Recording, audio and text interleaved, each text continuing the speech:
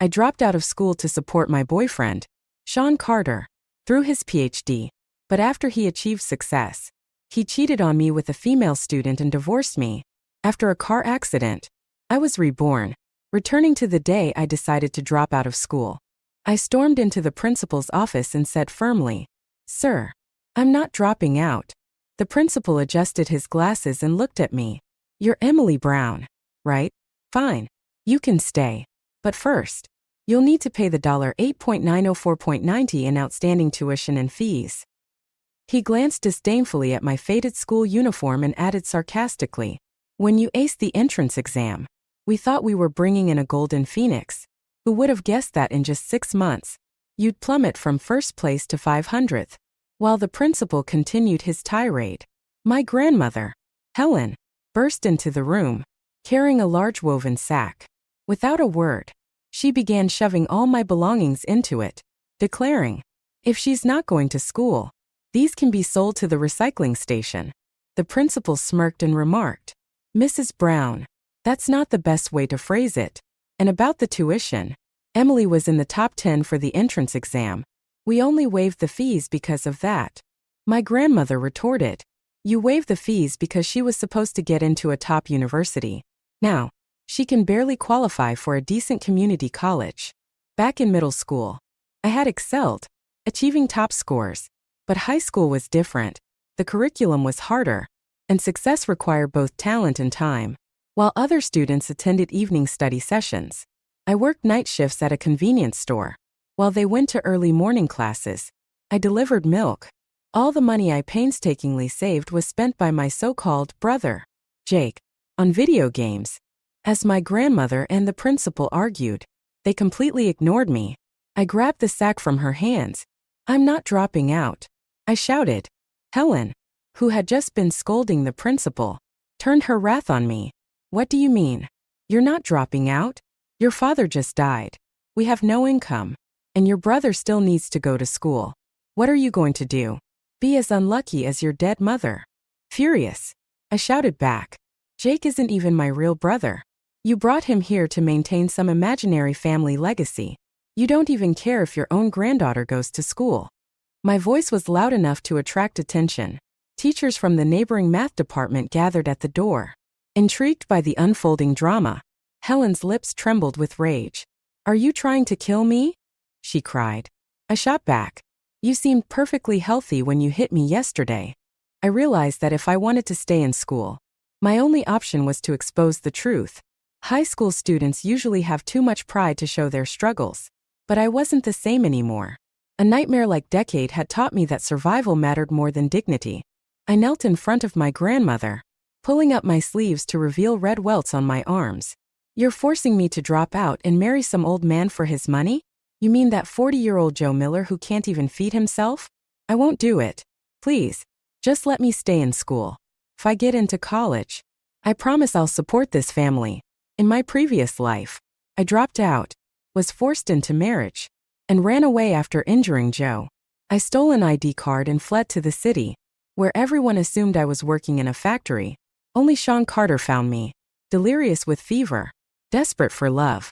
I believed his lies, worked odd jobs to support him, and helped him get into South University.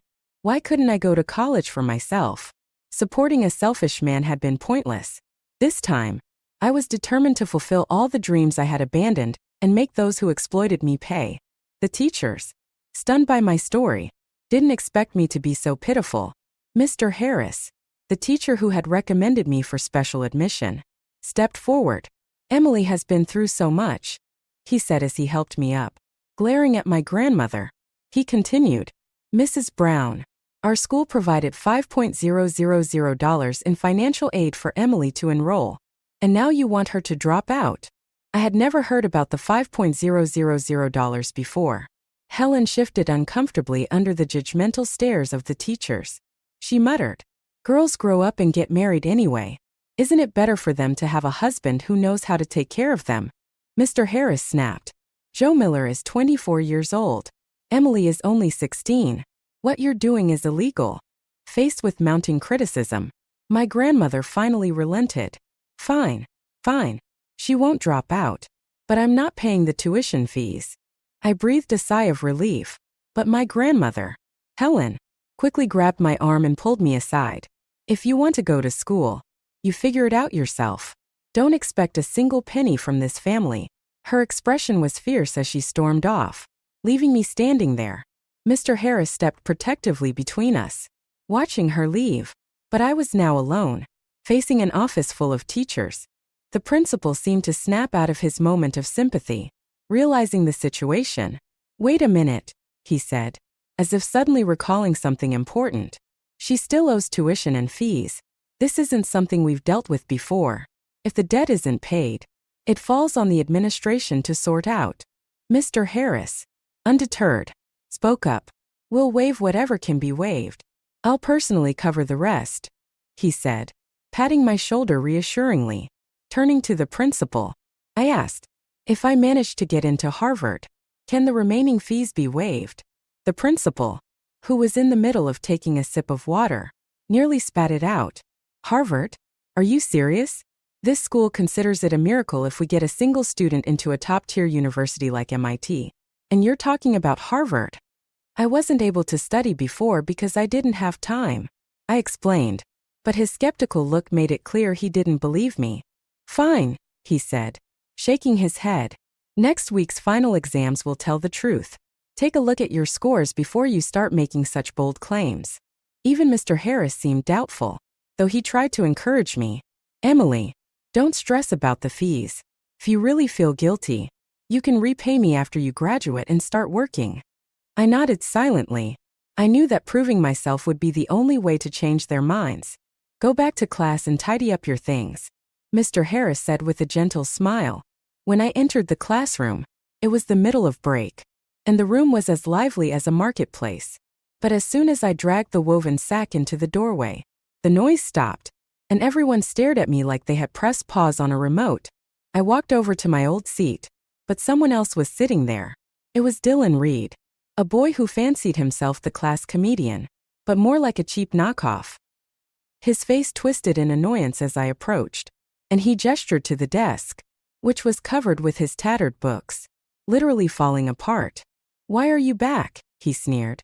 With your grades, you might as well drop out. You couldn't even get into a community college. I looked at him calmly. Move your stuff. Dylan clearly wasn't expecting me to talk back. His face turned red with anger. If you're dropping out, then do it already. Go get a job and save yourself the tuition. The room erupted in laughter. The humiliation of a former top 10 student like me seemed to bring them an extra dose of joy. I slammed my books onto the desk with a loud thud. At least I got into this school based on my grades. I shot back, my voice steady. Not like you, who had to buy your way in. The room went silent. The first rule of fighting back against bullying is to aim for the leader. Dylan's face twisted in anger and nervousness. Everyone knew he had cheated his way through every test using his phone, but no one dared to say it out loud. Until now. I don't know what you're talking about, he sputtered, his voice rising. You're just mad because no one likes you. No wonder everyone says you're. I cut him off before he could finish, my tone deliberately mocking. Oh, so that's what they say about me? Interesting. My words hit their mark. Dylan was fuming. His face flushed. Before he could retort, the bell rang. Our English teacher, Mrs. Harper, nicknamed the Terminator, strode into the room. Her scowl was enough to make everyone's hearts sink. Her mood was clearly sour, and the class braced themselves for another one of her infamous rants. It's bad enough that this class scores lower than the other sections on every test, she began, slapping a stack of papers onto her desk. Some of you can barely scrape together a 40 on an exam that requires no more effort than throwing rice on a scantron and letting a chicken peck the answers. Today, we're going to fix that. One mistake in the dictation, that's 100 points off. Her fiery gaze swept the room. You, she barked, pointing randomly. And you, come up to the board. Dylan, sensing an opportunity, raised his hand. Mrs. Harper, Emily said she knows how to do it. I froze as his malicious grin spread across his face. It was obvious he wanted to embarrass me in front of everyone. He said I could do it? That's hilarious. Has he forgotten what happened last time he tried writing on the board? Our English teacher, Mrs. Harper, was already annoyed with my poor grades. Seeing my incomplete and unverified exam sheet made her even angrier. Emily Brown, if you mess up even one word, you'll write it out 200 times for me. Dylan Reed chimed in, eager to add fuel to the fire. Mrs. Harper, I want to try too. I glanced at Dylan and gave him a small smile. His face froze in surprise, clearly not expecting me, someone who usually kept quiet, to challenge the Terminator. Mrs. Harper impatiently gestured for us to come to the board and start the dictation. First, I wrote slowly, deliberately. Dylan sneered, practically gloating. If you can't do it, just admit it.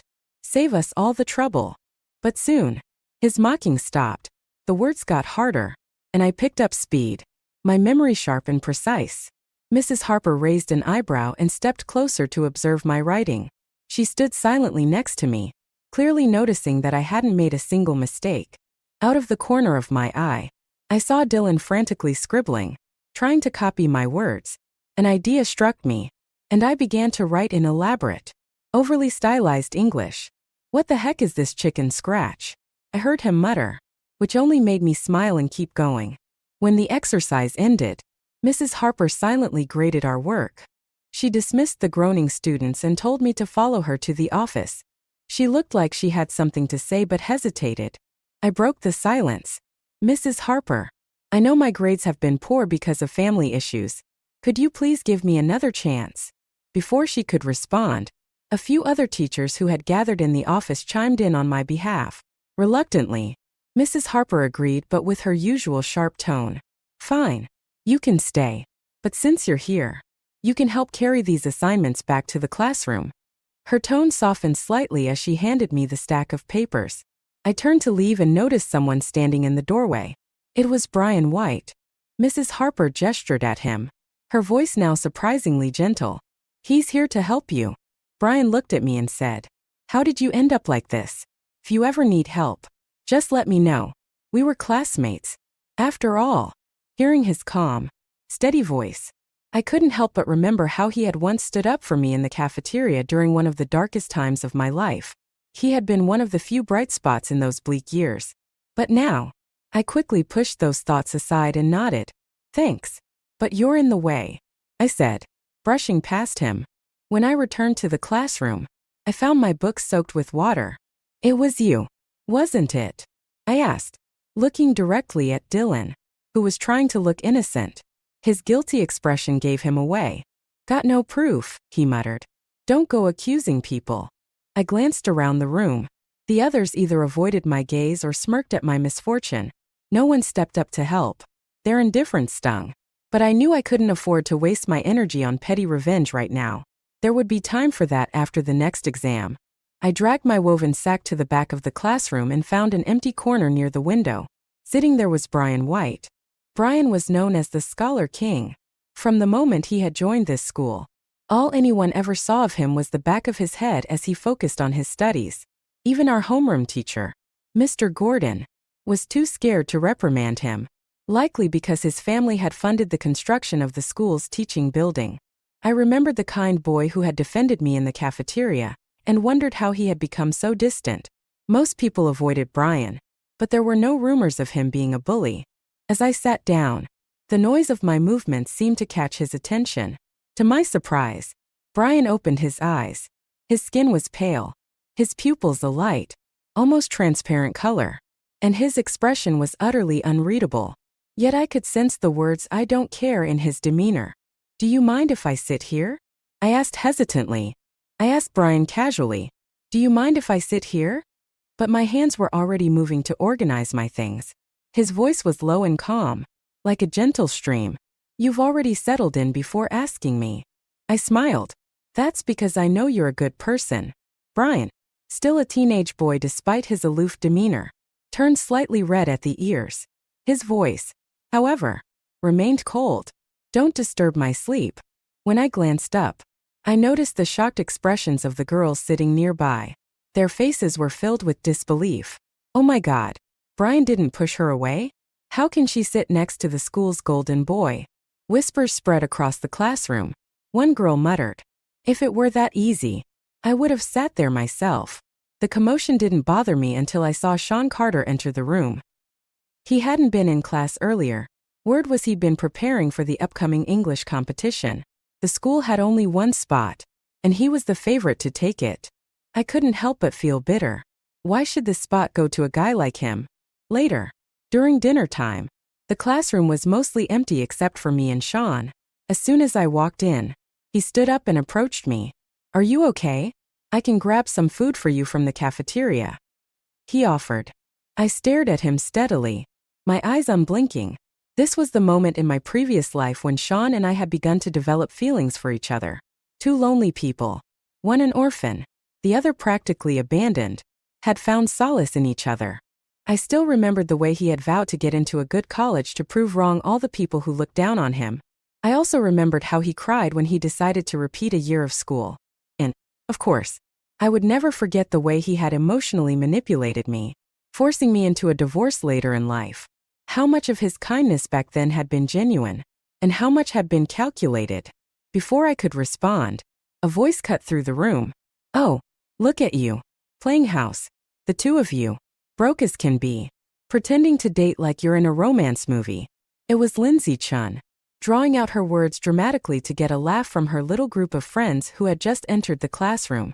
Lindsay, with her curled hair and delicate features, was notorious for being the class sleeping beauty. She could sleep through every lesson except the homeroom teachers. Now, holding her lunchbox, she smirked at me. "Bringing food is what dating looks like for you too?" Without looking up from my books, I replied casually, "Why do you know so much? Are you dating someone yourself?" My tone was light, but my words hit a nerve. Everyone knew Lindsay spent her days exhausted because of her late-night gaming sessions. And after high school, she'd fallen into an online relationship that ended with her getting pregnant before even graduating college. Her face darkened, clearly not expecting me to strike back. Furious, she stormed toward me, grabbing from my books to throw them. I shoved her away without hesitation and looked coldly at Sean, who stood frozen nearby. He always valued his pride too much. Anytime things got messy, I was the one who had to deal with the fallout. He stayed clean while I got blamed. Lindsay's friends weren't about to let her lose face. They rushed over, scattering the contents of my woven sack everywhere. Enough. I kicked the desk aside and launched myself into the fray. Chaos erupted as books and bags flew, and within moments, the five of us were hauled to the office by our homeroom teacher, Mr. Gordon. Mr. Gordon, a math teacher with a stiff gait that made me suspect he suffered from chronic hemorrhoids, slammed his hand on the desk. "What's the matter with you girls? Fighting like this? We're supposed to be a prestigious academic class." His frustration was palpable as he glared at us, clearly at a loss for how to handle the situation. "Don't you feel ashamed of yourselves? If you don't want to study, just go home." Mr. Gordon's voice boomed through the office, and I, standing closest to him, couldn't help but rub my ears. "And you, Emily Brown." He pointed at me. "You're the worst. I try not to criticize the girls too much. But you? Your grades are terrible. Your behavior is disgraceful. And you've caused the class to lose how many conduct points with your fights, tardiness, and early departures." He went on to explain, rather loudly, that those points affected his monthly bonus. "I'm only doing this because I need to make a living too," he added.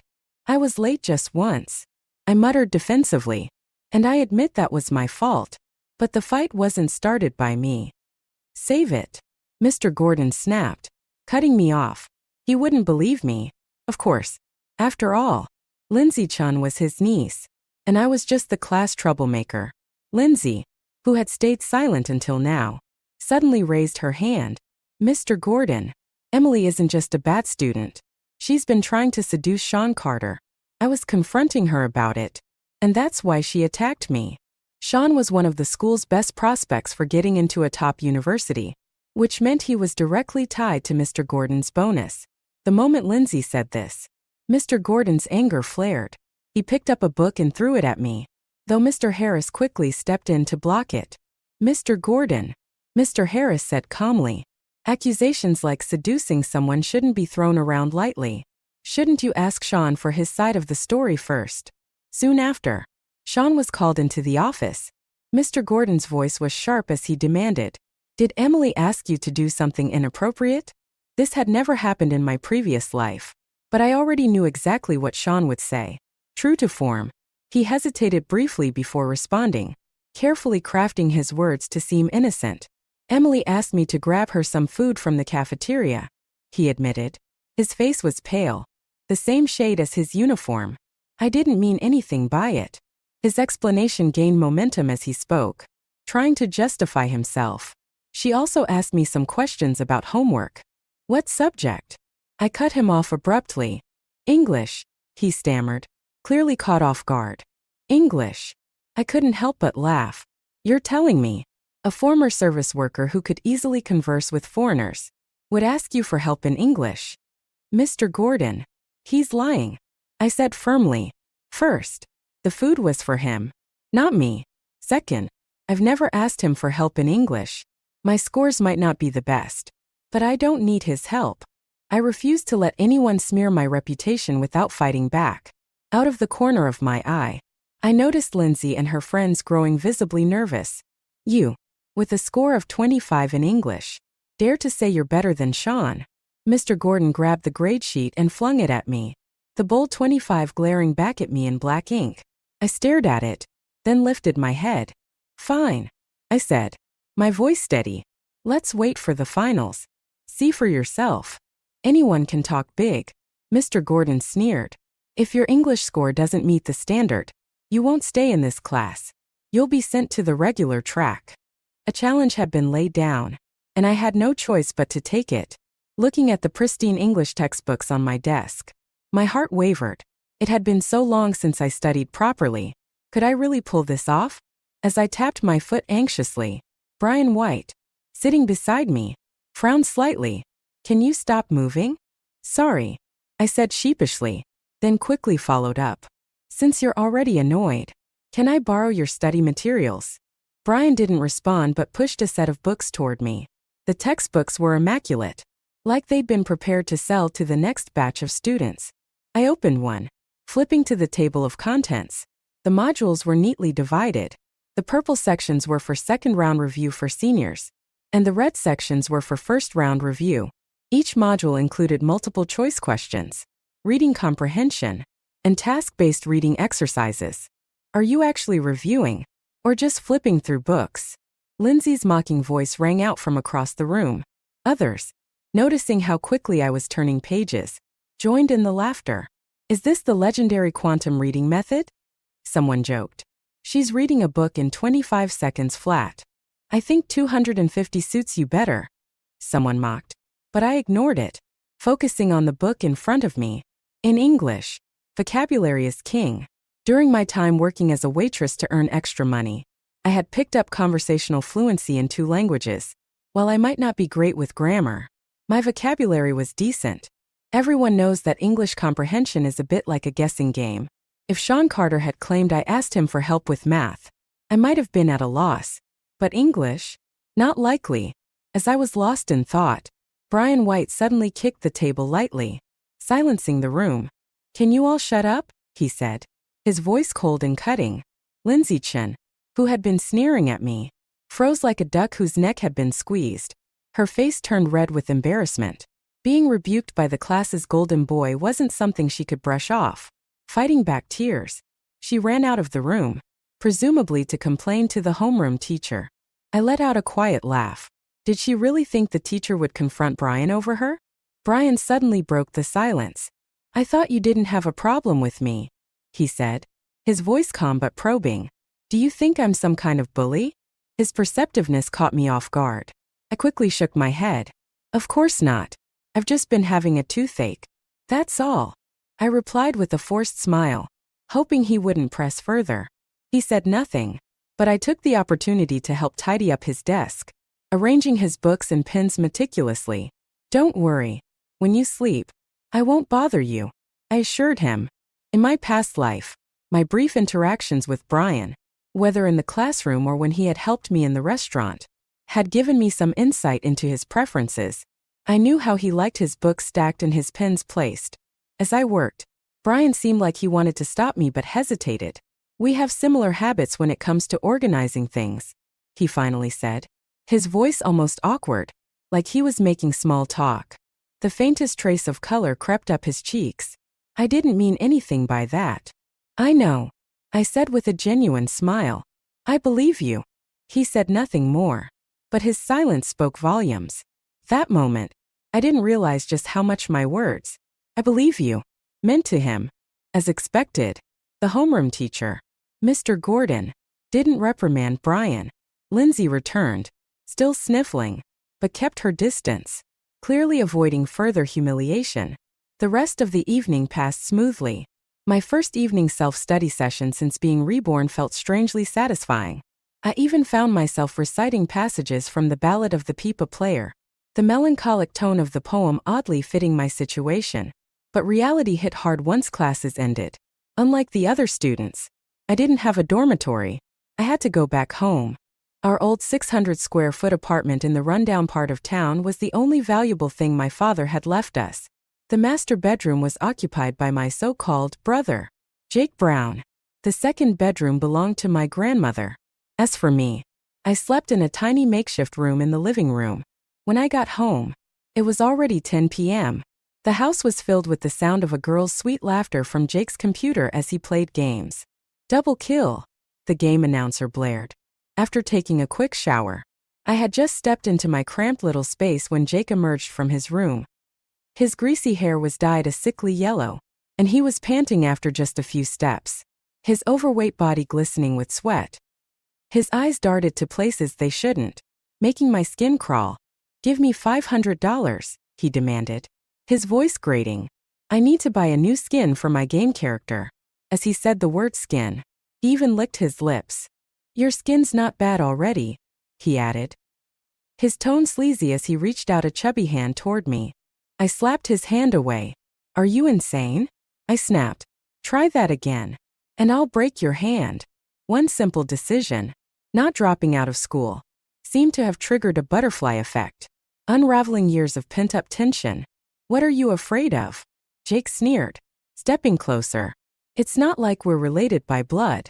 He lunged at me, trying to cover my mouth, but before he could touch me, my grandmother appeared out of nowhere, grabbing a table lamp. She smashed it against the back of Jake's head with a loud crack. Jake collapsed, groaning in pain, struggling to get back up, but his bulk betrayed him. His attempts to move only made his flesh jiggle as he whimpered. "What the hell are you doing? Hitting your brother?"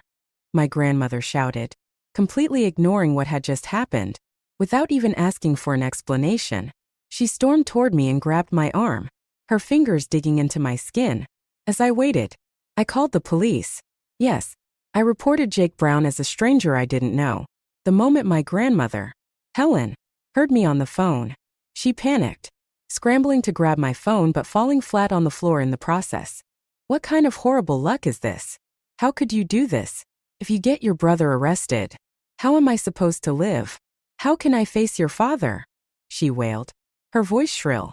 Jake, still dazed from the blow, stumbled toward me, reaching for my phone. I sidestepped him and bolted down the stairs, not stopping until I reached the building entrance. I waited there, heart pounding, until the police arrived. 2 officers approached, calm and professional, and accompanied me back upstairs.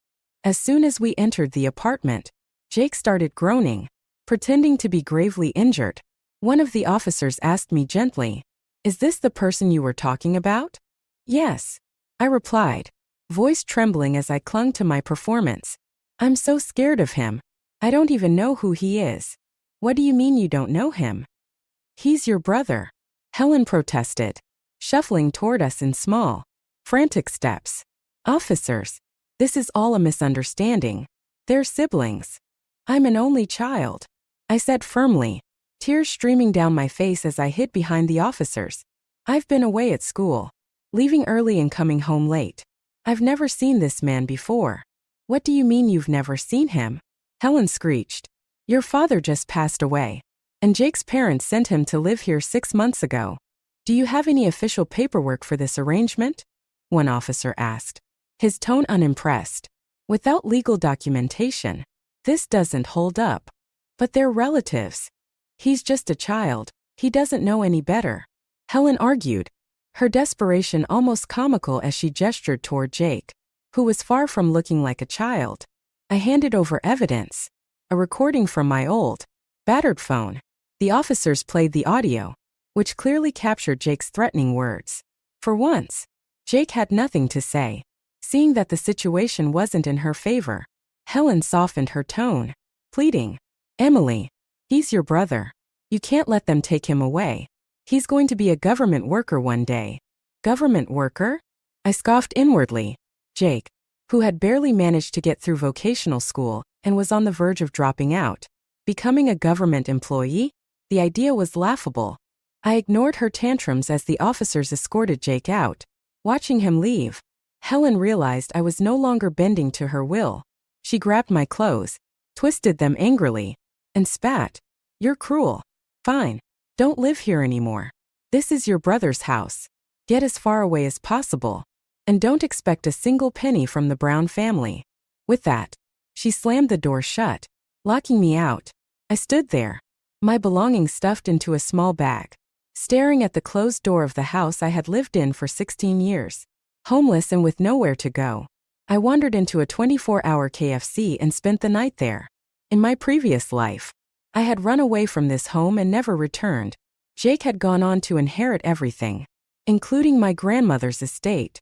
But this time, I wasn't going to let that monster have it so easily. The apartment was legally under my father's name, and by law, I was entitled to at least half of it.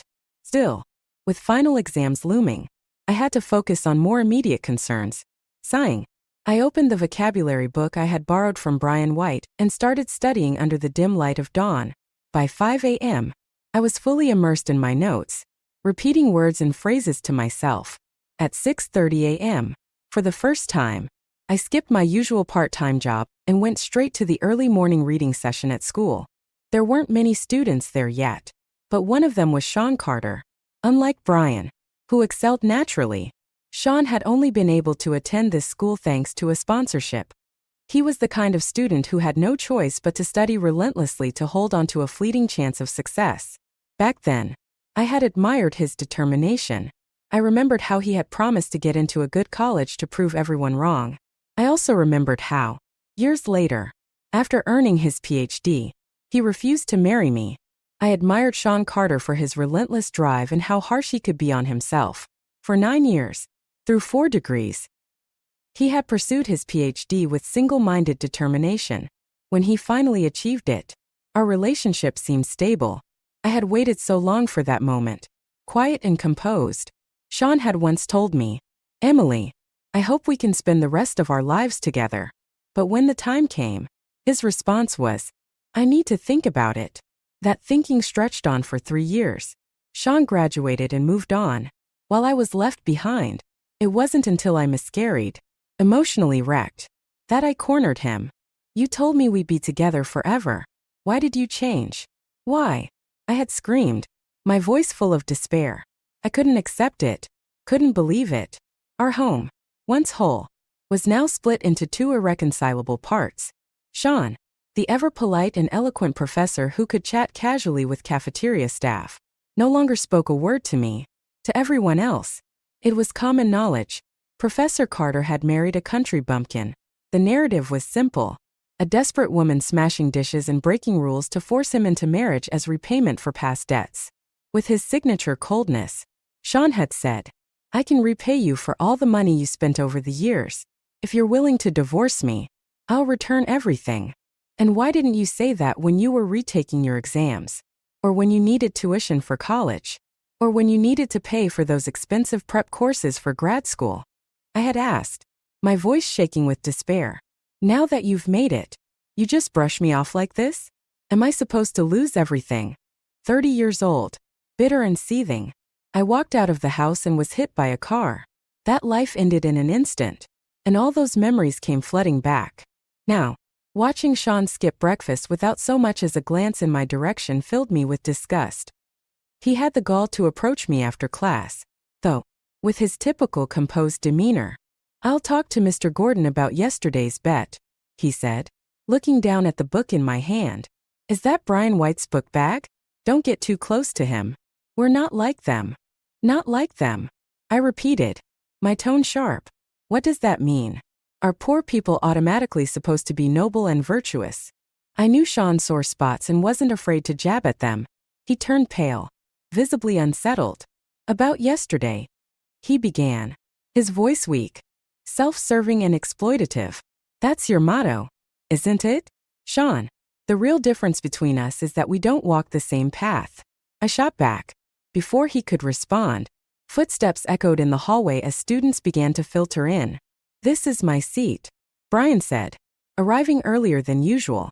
His tone was calm, almost indifferent, but the words were enough to send Sean scurrying away like he'd been gravely humiliated. I watched his retreating figure, a mix of satisfaction and pity in my chest. Final exam prep week flew by in a blur. It was a week of near-endless self-study, leaving everyone exhausted but focused. The mental strain was so intense that snacks became a necessity. Some girls' desks resembled mini convenience stores, filled with enough food to last an entire semester. Mine, however, was the opposite. Not only was it far from a snack-laden paradise, it was practically barren. This week, I finally learned what it felt like to run on empty, both figuratively and literally. Brian, looking groggy from sleep, arrived with a strand of hair sticking up stubbornly. The disheveled look somehow suited him perfectly. Sorry, I mumbled, chugging a cup of hot water to calm my stomach. With only $200 to my name, I was budgeting tightly. That money had to last me through meals and consultations with a lawyer about my inheritance rights. For now, I was surviving on one meal a day and sheer willpower. You should eat more during finals, Brian muttered. Irritated, he rummaged through his bag and pulled out a piece of bread, handing it to me. When I hesitated, he frowned impatiently. I bought it myself. If I gave you something from my desk, it would disrespect the people who gave it to me. Brian's words were unusually plentiful today. It explained why his desk was stacked with food like a warehouse. Gifts from people he didn't seem to care about. He never gave anything away, but neither did he eat most of it. No wonder so many people secretly admire you, I said as I bit into the bread. If you can't say something nice, don't say anything at all, Brian snapped, his head already lowered as if preparing to sleep again. Still, the tips of his ears turned red at my comment. Maybe I can help you with math, I offered, half seriously. I genuinely wanted to repay Brian for his kindness, since he had plans to study abroad. His English couldn't possibly be poor. Meanwhile, I had gained some confidence in math after my recent study sessions. Brian silently opened both of our previous test papers. One had a glaring red 25, mine, and the other a 66, his. Even though my math is terrible, are you sure you want to tutor me? I asked. I was actually pretty decent at math in middle school. You know. Do you believe me? Time passed quickly as I continued mooching off Brian's bread every morning. Soon enough, the day of the finals arrived. The moment I walked into the exam hall, I was greeted by Mr. Gordon's piercing death glare. The seating arrangement was based on academic rankings, and as the lowest-ranked student in my class, I had been placed with the general track students in the lab. A girl with a bob haircut sitting next to me poked my arm. Let's help each other out. Okay, she whispered. Before I could respond, Mr. Gordon's stern voice cut through the air. Some people need to stop thinking they can cheat so openly. I'll be watching you closely. I raised my hand calmly. Mr. Gordon, I'd like to take my test near the front. The lighting is better there. If I was going to be under scrutiny, I might as well sit where no one could accuse me of cheating. I settled myself near the teacher's desk, determined to avoid any traps. The first exam was language arts. This subject relied heavily on foundational skills, and even without regular classes, I could manage the basics. However, having spent the past week focusing solely on English and math, I left the outcome of this test up to fate. I filled in every blank and wrote carefully, ensuring I didn't leave anything unanswered. When I glanced up, I noticed Mr. Gordon glaring at me intently, while other students were left to their own devices. His eyes were glued to me. Our gazes met, and I calmly looked away. I'd long grown immune to such disdainful stares, having faced plenty of them in my past life from Sean's colleagues and peers. The math exam came next, and to my surprise, Mr. Gordon was once again the proctor. It seemed he was determined to catch me slipping. I remained composed, pretending not to notice as he stood directly in front of me, watching me work. "Mr. Gordon," I said politely, "you're blocking my light." Out of the corner of my eye, I spotted the principal walking past the classroom, monitoring the exams. Mr. Gordon's actions had already crossed the line of permissible behavior, and the principal quietly reprimanded him for disturbing the students. Feeling vindicated, I focused on my test, finding it surprisingly smooth sailing. Moments later, a crumpled piece of paper landed on my desk. I glanced up just in time to catch Mr. Gordon glaring at me as he stormed off. "Ah, I knew you'd cheat," he muttered, his voice dripping with disdain. Before I could say a word in defense, he grabbed my test paper. "You think the lab cameras aren't recording? We'll deal with this after the exam." He turned to the class, holding up the paper. "Who threw the answers? If you're smart, you'll own up now." The classroom fell silent, tension thick in the air. Mr. Gordon's frustration mounted, and soon, 3 other grade supervisors arrived. After collecting the test papers, we were told to remain in the room while the surveillance footage was reviewed. It didn't take long for the culprit to be revealed. The girl with the bob haircut had thrown the note, and her round face was now pale with fear. She kept glancing at me, as if the word accomplice were written across her forehead. Her pitiful acting could have earned her a spot in the worst historical dramas. I sighed and raised my hand. It was her. "Mr. Gordon. She's the one who tried to pass the answers to me. I made a mistake trusting her." The girl's voice was unexpectedly loud as she jumped up, shouting, "It was her. She asked me to pass the answers." I hadn't anticipated her to play the victim so brazenly. Before the exam, the 2 of them had indeed been whispering conspiratorially. Mr. Gordon seized the opportunity to reprimand me further. "Emily Brown, I never thought you'd stoop to cheating. Of all the students in the academic track, you're the first to do something like this." Tears streaming down her face, the bob-haired girl wailed, "Just admit it. If we confess, the teacher won't punish us too harshly." "Who gave you the right to frame me?" I asked coldly, fixing her with an icy glare. "I don't even know who you are," I said coldly, pointing to the evidence. "Everything is right here. How dare you still deny it?" Mr. Gordon looked triumphant, his expression akin to a scientist confirming a long-held theory. His face flushed with self-righteous certainty as he declared, "You're bad at studying, and your character is even worse." But I wasn't about to back down. "I have evidence too," I said firmly, flipping to the last question on my test. This question about moving points. I don't believe the person who threw that cheat sheet could have solved it. Look at them. They're from the lower-ranked group. I don't buy that they could answer this. The grade supervisor stepped in to review the situation. Sure enough, my solution to question 20 was written out in full detail, while the cheat sheet only contained answers to basic multiple choice and fill-in-the-blank questions. Why would I need their answers if I can solve a problem like this? I added confidently. "Then why didn't you answer the earlier questions?" the supervisor asked, catching a potential inconsistency. "I didn't have time," I said without hesitation. The truth was, I'd only reviewed moving point problems during my prep sessions. I hadn't even glanced at other topics, and it was thanks to Brian's offhand explanation that I had finally understood this type of question. He really was like a hidden genius. "I can write it again for you right now," I offered. Noticing Mr. Gordon's hesitation, I grabbed a pen and strode to the blackboard. I began solving the problem in front of everyone, narrating each step as I wrote. The girl with the round face, who had been trying to frame me, was stunned into silence. She had assumed I was only capable of scoring 25 on a test. "Now, do you want to explain why you tried to frame me?" I asked, turning to her. She was quickly escorted out, but not before implicating others. Lindsay Chun and, unexpectedly, Brian White were also questioned. Brian, however, returned quickly. "I'm sorry for dragging you into this," I said, feeling genuinely apologetic. "It's not your fault," Brian replied with a slight shake of his head. It was then that I learned the full story. The round-faced girl had a crush on Brian, and Lindsay had manipulated her into believing that I was shamelessly pursuing him. That misunderstanding had fueled her actions against me. If it weren't for me, you wouldn't have failed your math test, Brian said, his voice tinged with guilt. His eyes even reddened slightly, and while his handsome face made the sight almost poetic, it was clearly abnormal.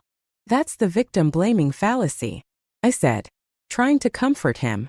You can't blame yourself for what others do. That's like blaming a tree for being knocked down by the wind. Brian's eyes softened as I continued. I trust you. I always have. I repeated the words he had once said to me in another life, giving them back to him.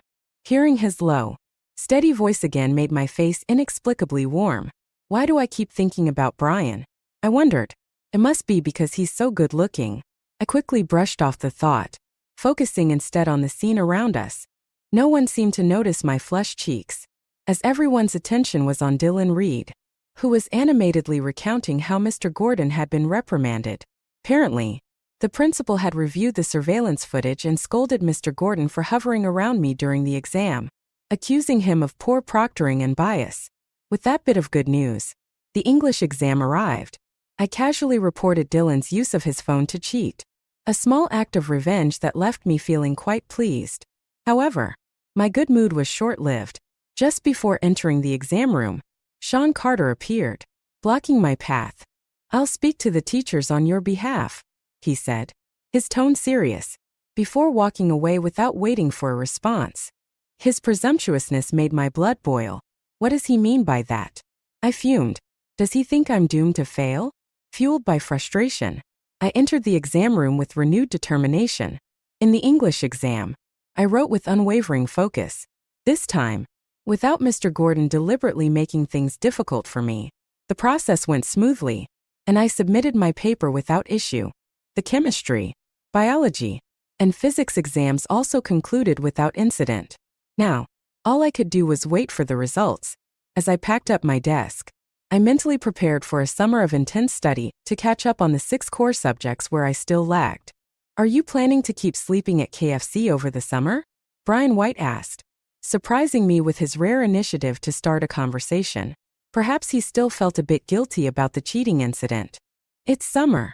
I'll manage, I replied lightly, already planning to sort out my inheritance issues with the help of a lawyer. How about I tutor you? He offered after a pause. His voice measured, $200 per session. I blinked, momentarily speechless. The cheating incident wasn't your fault. You know, I said. But tutoring? Yeah, that might actually be helpful. Brian's gaze shifted to the math section of my desk, but I quickly pressed my hand over the exam sheet showing the glaring red 25. That was just a fluke, I muttered defensively. Brian nodded, handed me a phone number, and said, call me when you're ready. Awkward silence followed until I sheepishly admitted, I don't have a phone. Embarrassed, I pocketed the number, deciding I'd have to figure out a solution later. The next day, I sought out Mr. Harris. Do you know any lawyers who might offer assistance to minors? I asked hesitantly. Mr. Harris took my situation seriously and reached out to an attorney named Mr. Sue. This student of mine is underage, he explained. Please help her as much as you can. I couldn't help but feel grateful. Mr. Harris, I'll work hard and get into Harvard one day. You'll have to give interviews about how you taught me. He chuckled, brushing off my words as a joke. Emily, I don't care where you go, as long as you give it your best. That's all that matters. The day after finals, the results were posted. My English score? 132. Not only was it the highest in my grade, but it also placed me among the top 10 in the entire school. The news spread like wildfire. Early that morning, the grade supervisor ran to the second-year teachers' lounge to announce it. Teachers gathered to congratulate Mr. Gordon, assuming Sean Carter had achieved the top score. Mr. Gordon, already smug, feigned humility. Oh, Sean's always been exceptional in English, he said, his face red with pride. He clapped Sean on the shoulder when he arrived, saying, well done. A 132 on this difficult test is almost unheard of, even in the best schools. Sean looked puzzled. I don't think I did that well. Maybe the grading was lenient. Nonsense, Mr. Gordon said dismissively. Who else but you could score that high? From outside the office, I could hear the commotion.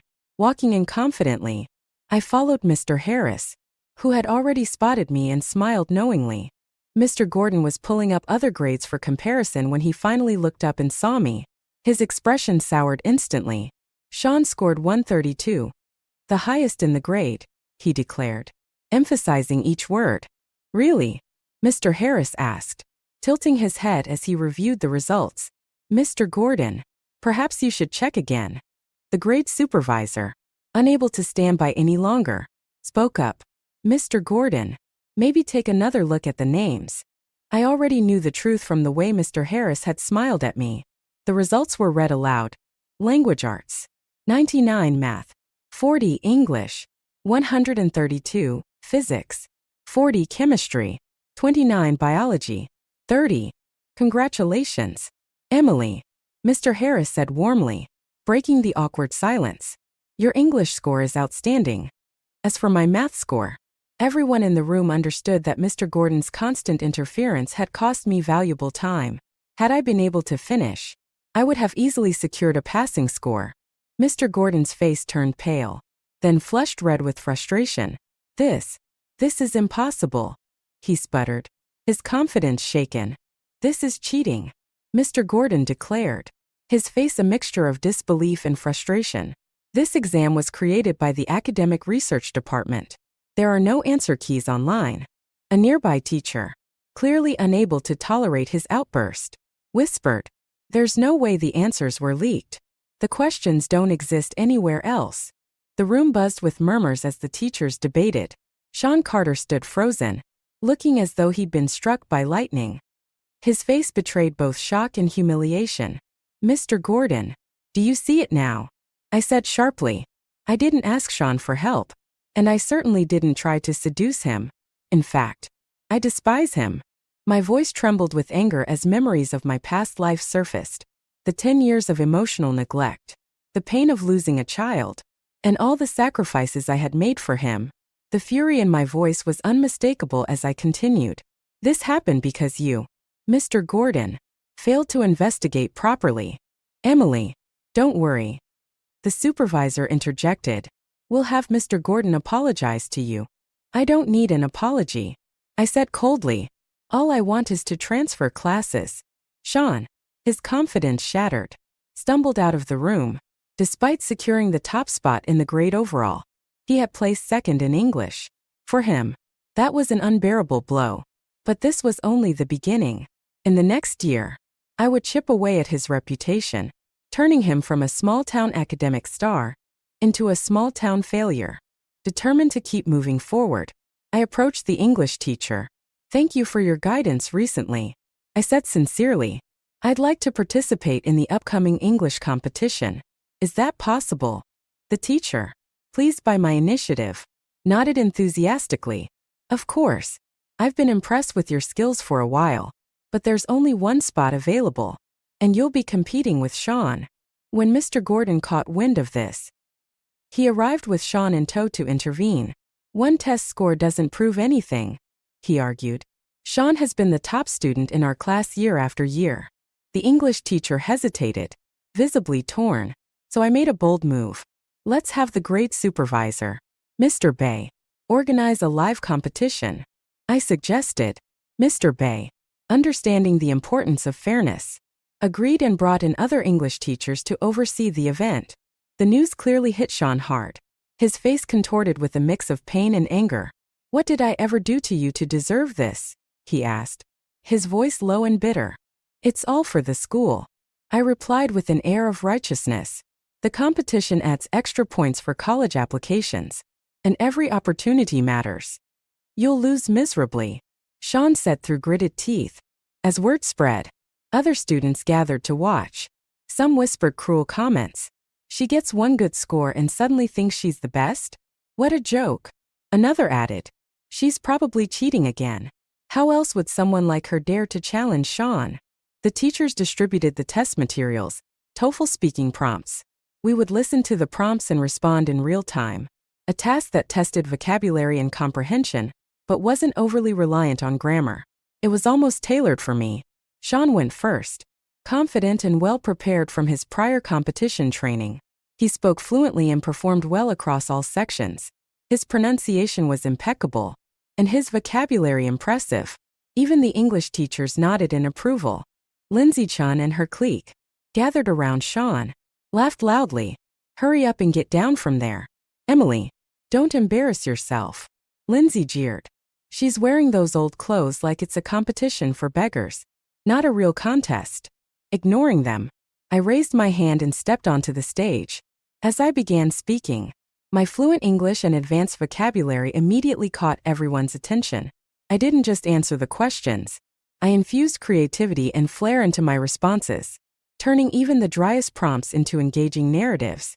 Years of working customer service jobs hadn't been for nothing. When I finished, I glanced at the English teachers and saw their approving smiles. I knew I had secured the spot. "Sean Carter, in this life, I will clip your wings. You will not soar to college or beyond." Afterward, my request to transfer to Mr. Harris's class was approved. Everything seemed to be falling into place. Though I felt a pang of regret at leaving Brian behind, I silently resolved to help him improve his math skills over the summer. Meanwhile, the legal proceedings for my inheritance moved forward. "Emily, the court has accepted your case," Mr. Sue, the lawyer, informed me. "Since the property ownership is clear, the decision will come quickly." "That's great news," I replied. "Once the house is officially mine, please help me sell it as soon as possible. I didn't want to live in that house at all." As soon as I hung up the phone with the lawyer, I saw Brian White approaching. Unexpectedly, my grandmother and Jake Brown were there too. Jake had been released after just a few days of education due to being a minor. Standing not far away were two middle-aged strangers squatting nearby, watching the scene unfold. "Ungrateful brat. Drop the lawsuit," my grandmother shouted, hurling her usual string of insults. "Since when do girls fight for property? Houses are for boys, not you. You can take that argument to court." I replied coldly. I had no idea how they had found me, but I started packing up my books to leave. Jake suddenly grabbed my backpack. I turned to glare at him, my icy stare making the flesh on his face tremble. He let go. "Next time you show up in front of me, I'll beat you up. Every single time," I said, my voice sharp and unwavering. The middle-aged couple blocked my path. "Hey there. You're grandma, right?" the woman said in an overly familiar tone. "We're your grandma's distant cousins, here to mediate. Look, you just focus on school. We won't stop you. When the time comes, we'll even help arrange your marriage. Your brother will carry you to your car when you leave. After all, we're family." Their intentions were transparent, calculated and self-serving. My grandmother had clearly roped in these distant relatives, all for the sake of her so-called family legacy, even if it meant sacrificing me. The sourness in my heart grew. Did they expect me to feel grateful for the privilege of going to school? "There's no room for negotiation," I said firmly. "From now on, pretend you don't know me." When the woman reached out to grab me, I darted to the side and shouted, "Human traffickers." Thankfully, we were in a shopping mall, and security arrived quickly. No matter how much the four of them protested, they were soon thrown out. Before they left, I turned to the woman and said coldly, "Don't come looking for me again, or I'll make sure your son has no descendants. Try me." Within days, Mr. Sue, the lawyer, informed me that the matter had been settled. The house would be split evenly between my grandmother and me. The distant cousin bought my half at half the market price, giving me 300,000 yuan. How she planned to care for my grandmother was none of my concern. I later heard they converted the downstairs storage room into a tiny bedroom for someone who it was meant for. I neither knew nor cared. With the money, I bought a phone and sent Brian White an apology message. "Sorry, I didn't have a phone before.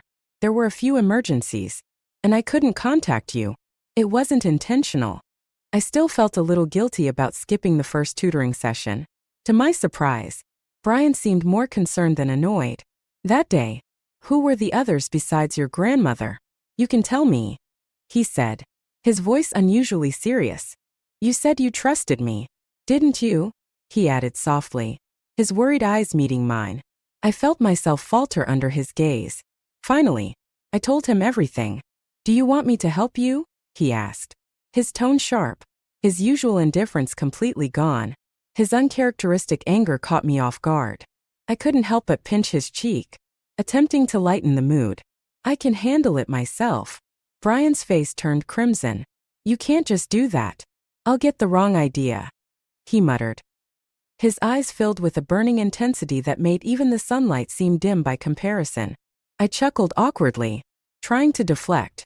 We're about to enter senior year. No time for misunderstandings. To prevent further questioning, I jokingly invited Brian to help me bag Jake. Brian reluctantly agreed, though his mood seemed unusually off that day. Please, let me go. Don't hit me anymore. Jake's cries echoed through the alley as we left him lying in a heap. Footsteps sounded in the distance, and Brian grabbed my hand, pulling me away quickly. I couldn't stop laughing. That was so satisfying. Thanks, Brian. You're welcome, he replied, his eyes sparkling as he glanced at me, but just as quickly, his usual calm demeanor returned, like a mask falling back into place. Time passed. Finals came and went, and soon, we graduated and started college. I'm waiting for you to explain this misunderstanding, Brian said as we finalized the number of tutoring sessions in the schedule. I rented an apartment and packed my daily review sessions with tasks, leaving almost no gaps. Effort determines your baseline. Talent defines your ceiling. Getting into a school like Tsinghua isn't something you can just wish for. It requires deliberate action. Before I knew it, summer vacation ended, and the new semester began. I had prepared a parting gift for Brian. We won't be desk mates next semester, so here's something for you, I said, handing it over. Brian looked up from his papers and tapped his test sheet. I didn't prepare any farewell gifts. You getting into a top-tier university will be the best gift for me. I smiled at him like a proud mother, trying to hide how pleased I was. Sure. You're like an old man now, I teased. Brian reached out and ruffled my hair. The next day, to my surprise, I ran into Brian in Mr. Harris's class.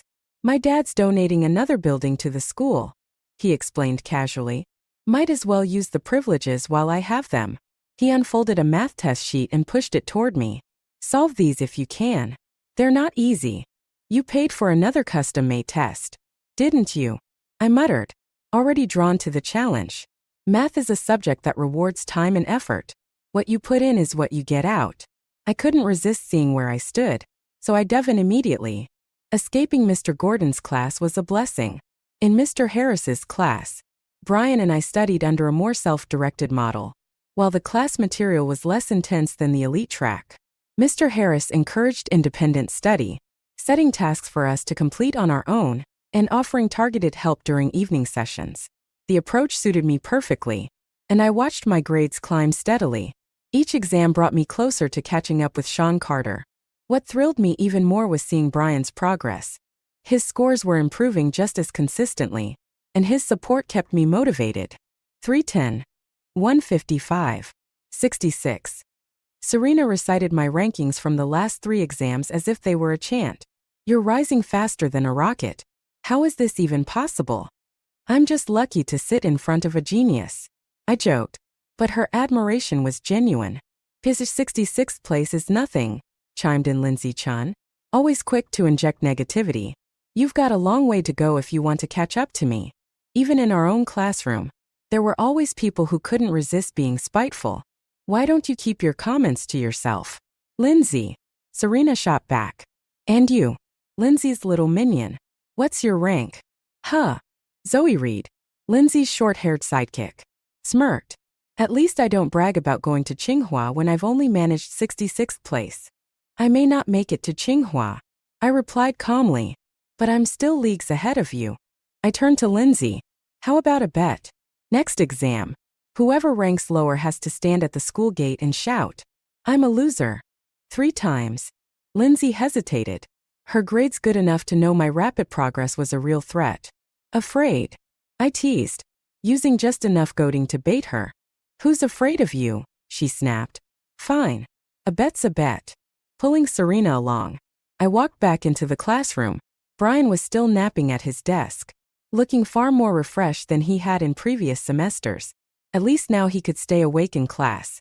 Serena, clearly still fuming from Zoe's snarky comments, buried herself in solving problems. Her gossip forgotten. "You're definitely going to surpass Sean Carter this time," Brian said softly, his voice calm but certain. He knew better than anyone how hard I'd been pushing myself. I had compressed 2 years of high school coursework into 1 semester, planning my time so rigorously that even drinking water was scheduled. "I won't fail," I said firmly. I couldn't afford to. Not with the college entrance exams on the horizon. The mock exam will be brutal, but I'm ready. Beating Sean is my main goal. Taking down Lindsay is just a bonus.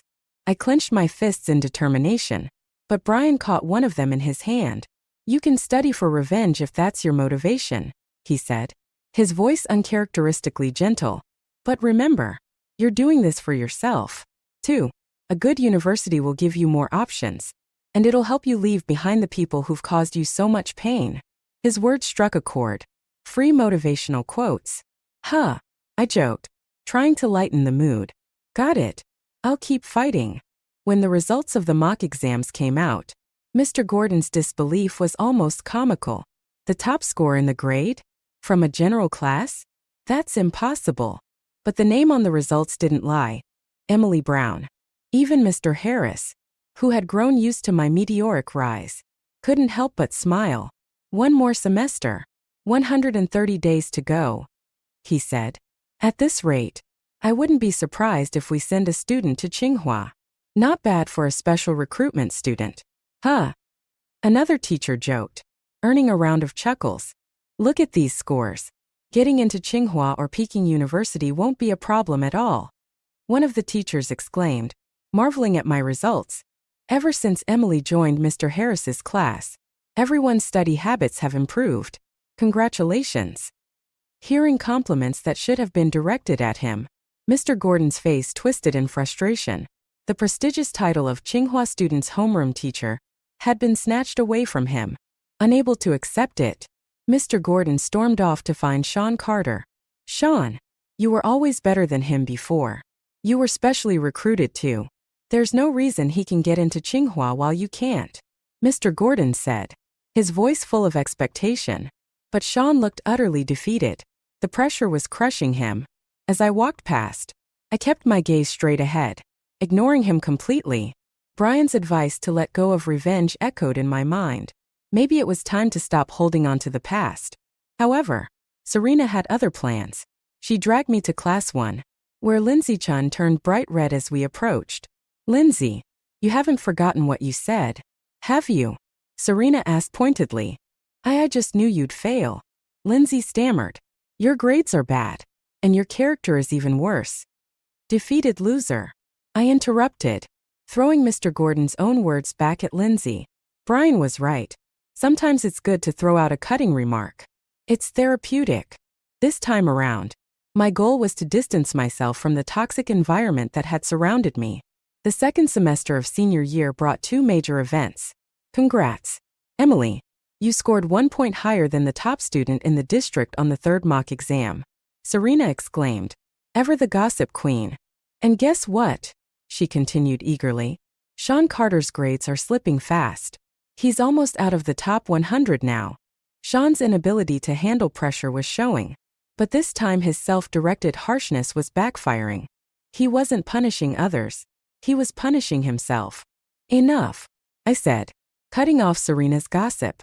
"There are only 20 days until the college entrance exams. Let's focus."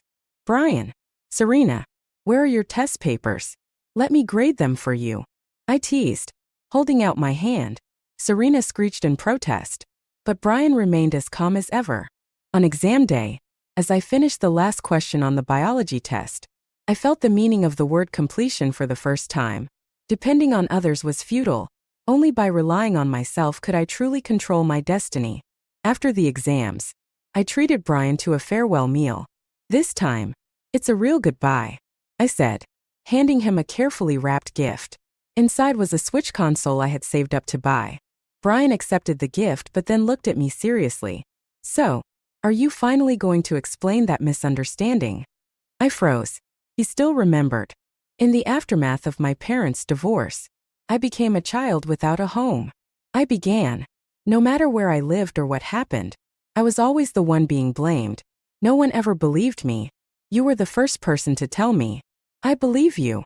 Brian's pale skin flushed as he interrupted me. I like you. Be my girlfriend. The faint blush on his face made him even more handsome. But the wounds from my past life ran deep. I was terrified. I bolted. I don't like long-distance relationships. I blurted out. I'm sorry. Walking away. I regretted my decision. I should have just given him a basketball instead of a Switch. That would have been simpler. My frugal heart wept silently. After that meal, I threw myself into part-time jobs. Later, my mango orchard project unexpectedly became a sensation. I harvested a mango weighing 697 grams, the largest in the province. The school's official account cleverly spun the achievement into a celebratory post, circumventing the ban on publicizing top scores. The school went wild, celebrating with 3 days of fireworks and handing out mangoes to anyone who wanted one. As the big mango herself, I received the highest level of attention. What about Brian? I asked Serena, who was brimming with excitement about her own exam results. Do you know how he did? Serena hesitated. He went abroad. Adults can stay friends even after rejection. Right. Her words hit harder than I expected. But I forced a smile. Serena had done well on her exams, and her gossipy spirit seemed to have only grown stronger. What about Sean? She added. I heard he barely got into a second-tier university and is planning to retake the exams. I brushed off any mention of Sean, too preoccupied with my own worries about Brian's results. When I asked Mr. Harris, he just smiled and said the scores were confidential. It seemed Brian hadn't done as well as he'd hoped either. I felt a pang of heartache for Brian and sent him a long, heartfelt message filled with encouragement and motivational advice. His response was curt. Too much. With that, I figured my energy would be better spent working part-time jobs. Meanwhile, Brian seemed to be traveling. Every new destination came with a post on his social media and a postcard sent to me. A rainy day in Iceland, the blazing sun in Argentina. Each place felt like a piece of his journey. It wasn't until I borrowed Serena's phone one day that I realized the truth. Those social media posts were only visible to me. Come back soon. School's about to start. I messaged him. Let's go together to Tsinghua's opening ceremony. My dad will take you to see the place. Brian's reply was brief. See you at the auditorium. I was puzzled by his response. Without me, how would you even know where the auditorium is? I teased. On the day of the ceremony, I finally understood. How did you even get in here? I asked. Staring at the student ID card he casually flashed. Maybe my dad donated another building, Brian said with a small smile. Then, to my surprise, he gently pulled me into a hug. Here's your reunion gift. Now that we're on the same campus, we're not in a long-distance relationship anymore. Are we? The realization hit me all at once, leaving me speechless.